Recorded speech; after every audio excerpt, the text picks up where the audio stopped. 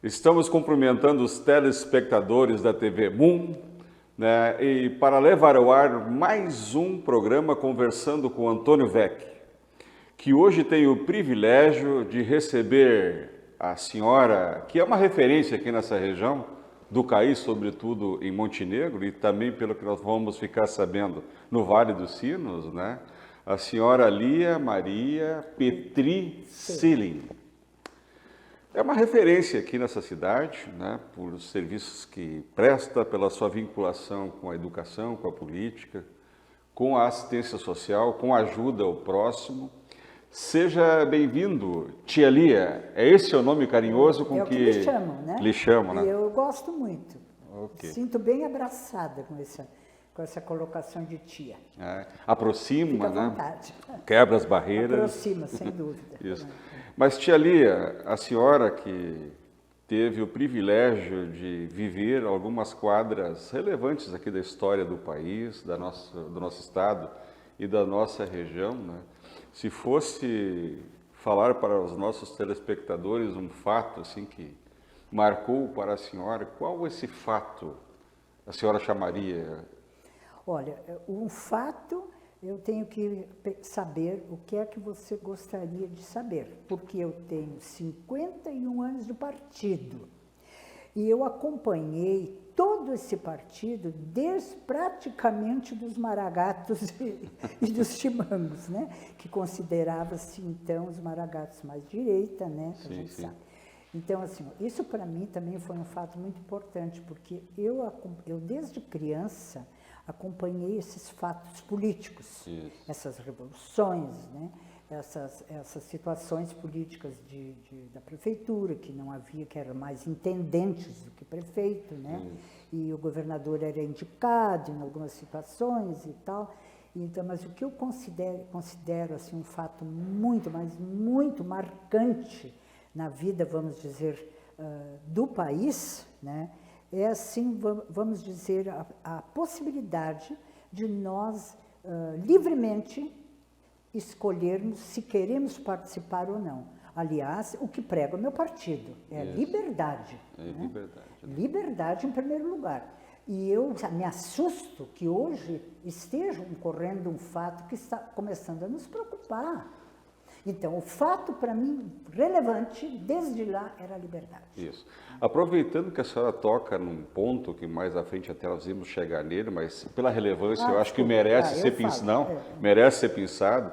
A senhora, né, viveu aquele tempo, naquela era, aquele período em que as liberdades foram cerceadas, nós tínhamos dificuldade de nos expressar, de nos manifestar e, sobretudo, de cobrar, né, tia Lia? Sem dúvida. Isso vigeu ali durante mais de 20 anos, né, e como a senhora falou, tendo sido restabelecido essa possibilidade em 1988. Daquele período, assim, para essa juventude que hoje nos assiste, e muitos duvidando da relevância de participar da política, né, qual é o seu chamado, assim, qual é a observação que a senhora faz para essa juventude que está vivendo, né, nesse clima de liberdade, onde se pode quase tudo, né, tia Lia? O termo liberdade, ele tem assim algumas modificações de pensamento, né? Eu me refiro a uma liberdade, vamos dizer, uma liberdade social, uma liberdade econômica, uma liberdade política, que a pessoa possa ser o que ela quer ser, porque todos nós podemos ser o que nós queremos. Né? Basta saber como chegar lá. Né? E, por exemplo, eu hoje me preocupo muito com a juventude, muito. Né? Eu não vejo uma efetiva participação da juventude, vamos dizer, em vários segmentos. Né? Vão por ir, o próprio, e aí também já se reverte ao problema educacional. Né? Nós, como professores, né? A senhora, com uma experiência de ter gerido, também, né, inclusive, a educação. O senhor também como professor, eu sei, o seu currículo brilhante, né? Nós, como professores, nós também temos essa preocupação, porque os próprios currículos, desde a escola, vamos dizer, antigamente primeiro grau, hoje, né, o primeiro grau, que já é considerado fundamental, né? E desde ali ele já não tem muita, vamos dizer, ele não multiplica essa ideia, né, que o jovem tem que saber de tudo para se definir na sua vida profissional, né? Então, muitos aspectos ficam de fora, né? A senhora entende, pela sua experiência, que a juventude, sobretudo essa de mais tenra idade, essa que está começando a se constituir, construir, né? Sim. Elas estão, digamos assim, crescendo num ambiente de muita liberalidade, de falta, assim, de um norte mais efetivo? Esse aí é um ponto que realmente eles estão, vamos dizer, a liberdade deles não é como essa que a gente prega, né? É totalmente diferente. Também sempre está ligado com a responsabilidade, né? Esse é o binômio, não é? É o binômio, né? E essa responsabilidade, assim, eu não sei se não há interesse, se não há motivação também própria, ou se não está até dos nossos, vamos dizer, educadores, uma forma de pregar, né, os dois lados. Porque a opção tem que ser do indivíduo, porque aí toca para ver a liberdade que ele fala, não, eu vou para esse caminho, eu vou para aquele caminho. Então está faltando talvez alguma coisa que nós temos que modificar no próprio currículo das escolas, tanto no primeiro grau, primeiro nível, né, como no ensino médio e como até no superior. O que eu notei como educador durante um tempo, né, que a família, que para nós, né, é a base da sociedade e é a partir da onde nós projetamos todas as demais falas e estruturações sociais, etc., parece que neste início do século XXI ela perde relevância, importância, e com isso também ela deixa meio que infirmada, assim, aquela questão de abraçar a criança, esse jovem, e incutir nele valores, respeito, responsabilidade. Aí chega aos princípios, isso né? tudo somado, né? E não tem, eles hoje pensam, não, vou fazer assim, tá. Mas não tem aquela coisa que, não sei, nós mais, eu principalmente com 82 anos, né? Eu aprendi, vamos dizer, no berço e na escola de primeiro grau do interior, né? Sim. E que eu nasci em Salvador do Sul, né? Então eu cursei a parte do ensino elementar, né, até a terceira série ali, depois fui para outro município também do interior, e a gente não tinha assim uma visão ainda como é que era o país, o estado, era tudo diferente, né? Aí o que acontece? Tu tem que te propor aí para o ensino médio e pegar uma faculdade para ir adiante, mas mesmo assim, hoje nós temos dificuldade. O jovem custa entender a necessidade do estudo. Nós, sem a educação, é a nossa base, não somos nada. Falta a base desses. Eu sei pelos netos agora que eu tenho, né? Sim. Tenho 5 netos. Então, os netos, eles têm outra forma de estudar, outra forma de pensar, né? E talvez precisasse um pouco mais firme. Essa percepção que a senhora tem, eu também tenho, né?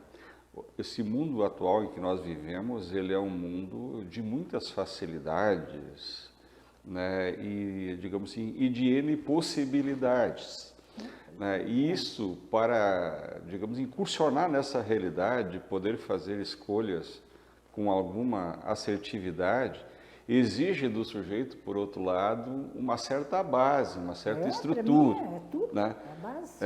E essa base é moral, ética, responsabilidade, sobretudo do seu destino, do seu propósito de vida, das escolhas que vai fazer, né? Então, a senhora, quando fez referência, né, de ter começado lá em Salvador do Sul, veja aí os nossos telespectadores, numa época que nós não tínhamos internet, né? Nós não tínhamos as facilidades que hoje temos de acesso a qualquer informação. Eu me lembro, né, tia Lia, que Não podíamos falar outra língua, só o português, né? Ainda tinha mais essa. Justamente por causa daqueles problemas que havia da própria guerra, revoluções e tal, né? Mas graças a Deus a gente adquiriu essa liberdade. Eu sempre digo, a Revolução Farroupilha né? Eu sou encantada nisso. Né? Justamente, eu já falei dos maragatos, Os chimangos, né? eu gosto muito dessa parte da história, né?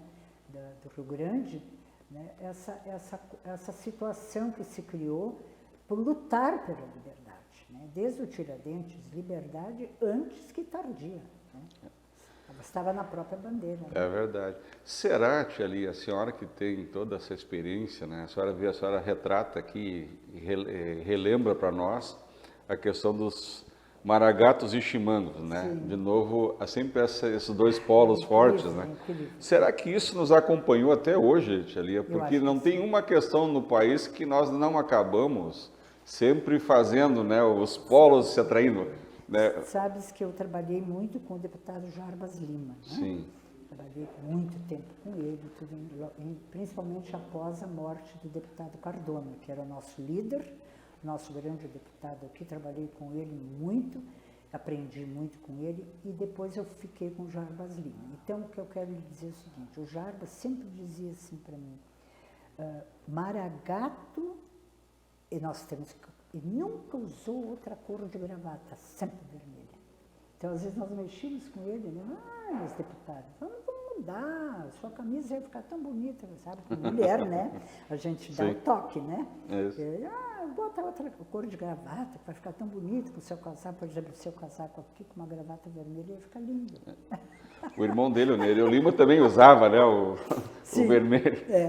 Foi colega meu no ensino. Isso marcou muito, por quê? Porque foi a luta, a perseverança deles, né, de querer nos tornar livre, né, e com muita oposição na época, né, como sempre tem, né, nós sabemos, né, mas é um fato que me marcou. A questão da liberdade, viu, tia Lia, que a senhora fala, hoje a gente escuta as maiores barbaridades, uma falta de consideração para este valor, que talvez seja um dos valores mais caros da existência humana, que é a liberdade. Né? Parece que não ecoou nas mentes e nos corações, né, as consequências de perder a liberdade, como aconteceu aqui há pouco tempo atrás, né? Quando esse país viveu sem a liberdade, né? Sem a possibilidade do sujeito se manifestar, óbvio que sempre com responsabilidade dentro de alguns critérios, mas ele poderia ser o porta-voz da sua opinião, da sua ideia e expressá-la livremente, né? E hoje nós estamos assistindo de novo, né, tia Lia? Parece que uma... Eu estava ontem à noite, não sei se você assistiu Fantástico, mostrou que me preocupa também aquela situação, vamos dizer, em todo mundo. O Talibã, aquelas coisas lá, né? Como as pessoas são jogadas, né? As pessoas não têm mais liberdade de querer ir e vir, ou de fazer, ou de ser, né? E ter até, né? Porque não tem, lógico, sempre em primeiro lugar eu, como professora de filosofia também que fui do curso normal, as professoras, eu sempre dizia, vale muito mais ser do que ter, sem dúvida, né? Então não tem, mas não se vê muito isso, né? Lutam e as dificuldades estão muito grandes. E lá se quer a forceps, né, dar um protótipo de ser para as pessoas, né? Não há uma escolha em ser, né? Você deve ser, né? Deve ser. E ser isto, né? E é assim que você tem que fazer. Então nós falando hoje aqui com a senhora, né, e essa questão da liberdade é que assim me choca quando eu escuto certas manifestações e posições não dando a importância que a liberdade merece. Ela é a base de tudo. E que dá ao indivíduo também uma outra postura, né, uma outra qualidade de vida, né? E porque a gente sempre, vamos dizer, os nossos descendentes, né, nós também temos que pregar essa liberdade a eles, né? Mas o exemplo sempre é melhor do que não dar exemplo, né? Então, nós mostrando que tipo de liberdade nós queremos e nós somos e nós temos que transmitir para os descendentes, né? É verdade. Esse ponto que a senhora falou aqui, ó, de dar o exemplo, veja que hoje no país, tia Lia, está muito complicado para a juventude se espelhar em homens e mulheres. Elas existem, mas não estão tendo o protagonismo que se desejava e se deseja que essas pessoas tenham. Eu me lembro que eu, que vim lá de baixo, como quase todos os brasileiros, eu cresci me educando, indo à igreja e, sobretudo, me espelhando em exemplos. Assim, tinham homens e mulheres que eu queria ser. Né? A gente sempre tinha, né, um líder. Eu queria ser como né? ela, como ele, né? E isso Concordo, hoje também a gente tem... Essa liderança que eu me espelhei. É isso, né? Nós vamos fazer um breve intervalo aqui nessa conversa agradável que estamos tendo com a tia Lia, né, que está nos fazendo passear sobre algumas etapas, períodos e fatos, né, acontecidos no nosso estado e país. Já voltamos.